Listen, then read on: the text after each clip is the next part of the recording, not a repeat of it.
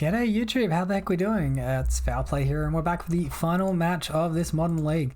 Not going super fancy at the minute, but we've seen this 7, it's decent. Unfortunately, we lost the die roll, so we're going to be on the draw here. Hopefully it lets us hit our mana sources though, because if we curve out now, we're going to be in a really good spot. So our opponent just passes to us. Yeah, beautiful, love it, let's go. Let's absolutely be as brutal as possible here and start attacking. I like the vigilance here. I think the first strike is good as well. It prevents any blockers. They could have vialed in a 1-drop that turn. So file up to 2. They miss another land drop. Wow, okay, we're pretty lucky. All right, so it looks like we're versing another Merfolk deck, and I mean, winning game 1 is a very nice start. This list we're looking at by Andrew Crossland. See Tideshaper interaction in the main deck there. One of Spreading Seas in the main deck as well. We got the Dismembers and the Force Negations, which interact with our auras and our light pores. From the sideboard, our opponent has access to Chalice of the Void, more Spreading Seas, more Dismembers, potentially even Subtlety. A reminder as well, guys, if you do enjoy the videos, please consider subscribing. So I did verse this in the previous match and got I ended up losing the final, or second and third matches against them. I voted in 2 Forces and 2 Solitudes. I'm going to just try the 2 Solitudes here, boarding out these Spider Umbers in response. I'm going to go on a whim of Force not being super great. If it's interacting with like a Spreading Seas, they've already drawn a card and it's replaced itself. If they're interacting with the Vial, it's not like great value either. We've had some like pretty horrible hands here, honestly. This is pretty fucking woeful. Let's bottom both Daybreak Coronets because we can't bottom, we can't cast either with these land drops that we got. Keep a guaranteed light pause. Hope our opponent doesn't have the interaction. Of course, we hit the fucking white source, so that's just beautiful.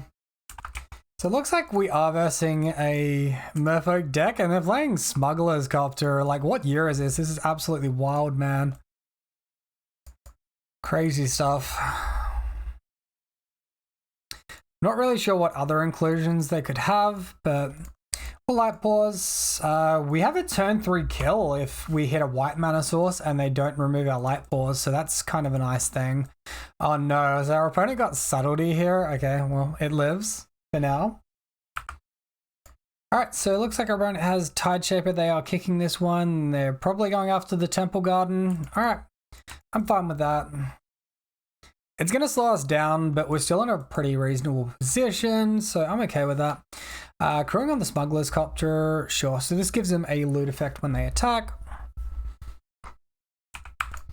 Alright, and our opponent naturally discards an island. All their islands are mismatched. This is pretty triggering right now. Alright, so we'll take the damage as well. Down to 15. Opponent makes their land drop. Again, mismatched. And what we really want to see... Oh god, what do you got here now? Merfolk Trickster tapping down. Alright, well, I guess that happens. This can be pretty annoying.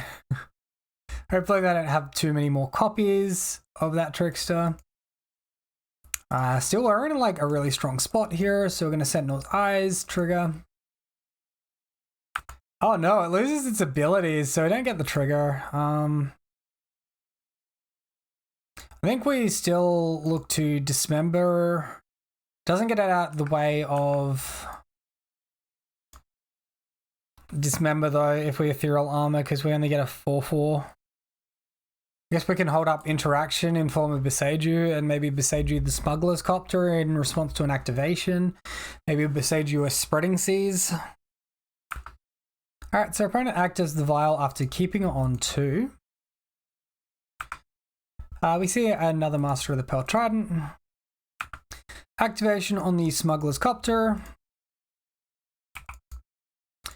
And at the beginning of attacks, I'm going to take away my opponent's ability to like filter like this, because that's pretty good advantage over time, and we don't want to see that.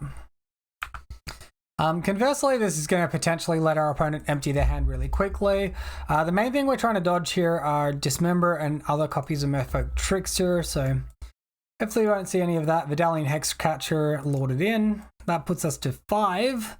That's pretty low. That's not dead though. Daybreak off the top. Well, well, well. So Daybreak, we continue playing. Sentinel's Eyes, getting Ethereal Armor will give us 3. Then we'll get, we'll get 6 from that Ethereal Armor, 6 from that Ethereal Armor, so that's 12 damage. Plus Sentinel's Eyes, plus Rancor.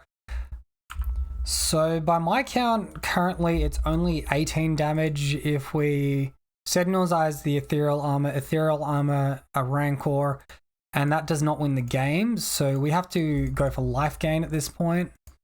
Again, if our opponent has Dismember, we're just dead. We can't play around that. Spell Pierce. Can't play around that one either. All right, I'm going to take an unchanged list into this next match. Hopefully we can just like tempo out a lot better with a good hand. This is not the hand. This could be the hand. A few weaknesses to it. I think it's definitely worth a keep. I think we probably ditch the Light Pause. It's legendary. The potential for like Spell Pierce and things like that, pretty high. If we get blown out by Dismember, I mean, that's on me. Hopefully that's not the case. Our opponent's holding up mana, which does not bode well for us, most likely. Maybe we dodge the Dismember. Okay, we dodged the Dismember. That's kind of nice. All right, Tideshaper going after our white mana, I assume. Yep, that's fine. That is recoverable. Hopefully we hit another land drop. Even if we don't, we're still in a spot where we can play this game out quite well. I'm not playing around Dismember because my opponent did not have it turn 1. So we're going to just assume they don't have it at all. And we're going to play for the fastest clock that we have. So that's going to be Ethereal Armor, Rancor, attack. All right, Harbinger of Tides from our opponent. Returns a tap creature to our hand. I mean, okay, he's still playing with Harbinger of Tides. Shrug. Like, what can we do? We can't play around their entire deck. We didn't have a hexproof creature in our first 2 hands. And we're locked out by this bloody Tideshaper. This is ridiculous, man. And on top of that, we haven't hit a land drop in 4 draws, so that's pretty awful. No, 3 draws. Our opponent is attacking in for 4 damage. That puts us to 14. Hey, look, white mana, let's go. Light Pause, let's go. I wish I had a Hammer Hand right now. That would have been kind of nice. Are you running actual Counterspell or Deprive or something? Like, you wouldn't run Deprive these days, you just run actual Counterspell. All right, let's like play this into Spell Pierce. We've got a duplicate in hand anyway. I want something like Spell Pierce out of our opponent's hand, if possible. Yeah, sure. That's fine. We have plenty of 1 mana auras. All right, so our opponent is now attacking in. No blocks from us. They've made their 3rd land drop. 6 cards in hand currently. Okay, and we get to untap. Merfolk Trickster, hooray. It's like so annoying, man. Clay Cover Scout off the top. You know what, opponent? You can't Trickster this one, can you? Let's get in there. I think we save the Ethereal Armor. There's potential for Spell Pierce still. Alright, looks like that resolves. Alright, opponent is attacking with everything. If they've got Vidalian Hexcatcher, it's not good to block. It doesn't change the clock. The 6 damage will go to 9 damage. I just don't really think it's worth blocking, losing the Hyena Umbra, losing damage next turn. Alright, so no effects. We go to 4 life. Nothing from our opponent's second main, so they have to be holding up counter magic effects at this point. Alright, so Sentinel's Eyes resolves, Light Pause trigger. We can get ourselves an Ethereal Armor. Now we can Rancor here.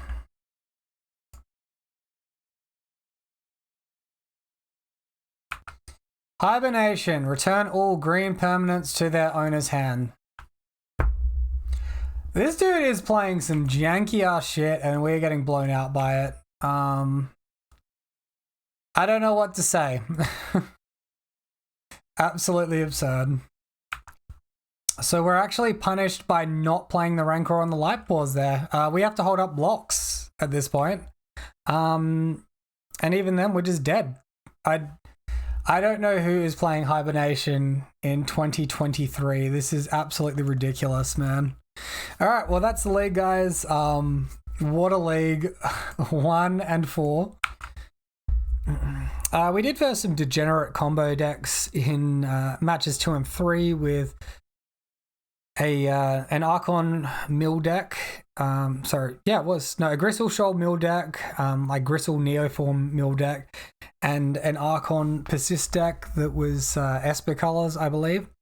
Lost to them, then lost to 2 fair Merfolk decks, and I'd like to say I think our losses to Merfolk were more on our deck not doing what it's supposed to do and us losing to ourselves, more so than them doing good things. I think the losses to the degenerate fucking combo decks are what they are. They're reversing degenerate combo decks, and they go off on turn 2, they go off on turn 3, and we just lose out from it. But I'd like to thank you all for watching the league here. If you did enjoy the video, please be sure to comment down below.